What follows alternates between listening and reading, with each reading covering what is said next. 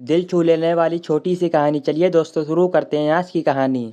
मुझे अपनी माँ से मिलना है। शमशान घाट के गेट पर 7-8 वर्ष की एक लड़की ने रोते हुए मुझसे कहा, क्या हुआ बेटे? मैंने घुटनों के बल बैठकर उसकी आंखों में झांकते हुए पूछा, मेरी माँ मर रही हैं, मुझे माँ से मिलना है, ये लोग मुझे अंदर नहीं जाने दे रहे। उसने वहाँ खड़े नगर निगम के कर्मचारियों की ओर इशारा करते हुए कहा, कहाँ है तुम्हारी माँ? मैंने उसे गोद में लिया।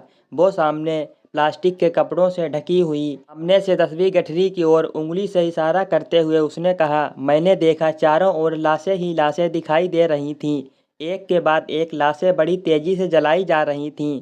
मैंने अपने जीवन में एक साथ इतनी लाशें जलती हुई नहीं देखी थी। मेरी आंखों में आंसू आ गए। वह गोदी से उतर आई, मेरी उंगली पकड़ते हुए बोली, अंकल आप तो न्यूज़ वाले हैं, आप कहिए ना इनसे मेरी माँ से मिला दे। मैं बेबस था। उसकी माँ की लाश को आग लग चुकी थी। बेटा तुम्हारी माँ भगवान के घर चली गई हैं, मैंने उसके आंसू पोंछते हुए कहा। मैंने उसे फिर से गोद में उठा लिया। बेटा तुम यहाँ किसके साथ आई हो? तुम्हारे घर वाले कहाँ हैं? मैं अकेली हूँ, पापा हमारे साथ नहीं रहते।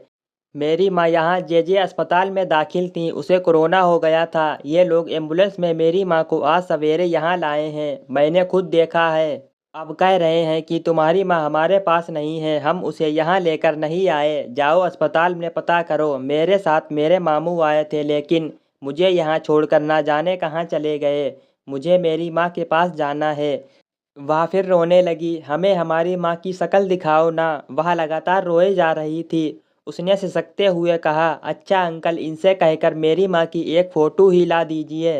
बेटा तुम उसका क्या करोगे? मैंने हैरानी से पूछा। उसने आंसू पोंछते हुए बड़ी मासूमियत से जवाब दिया, हम उसे फेसबुक पर डालेंगे, भगवान से प्रार्थना करेंगे कि है भगवान, हम अपनी माँ के बगैर अकेले नहीं रह सकते, हम भूखे हैं, हमें अब खाना कौन खिलाएगा, लोरी कौन सुनाएगा? हमारी माँ के सिवाय हमारा इस दुनिया में कोई नहीं है। भगवान हमारी माँ को जल्दी वापस भेज दो, हमारी माँ को जल्दी वापस भेज दो। मैं बेबस असहाय सा उसकी आंखों से बहते आंसुओं के सैलाब में उसके भविष्य को डूबते हुए देखता रहा।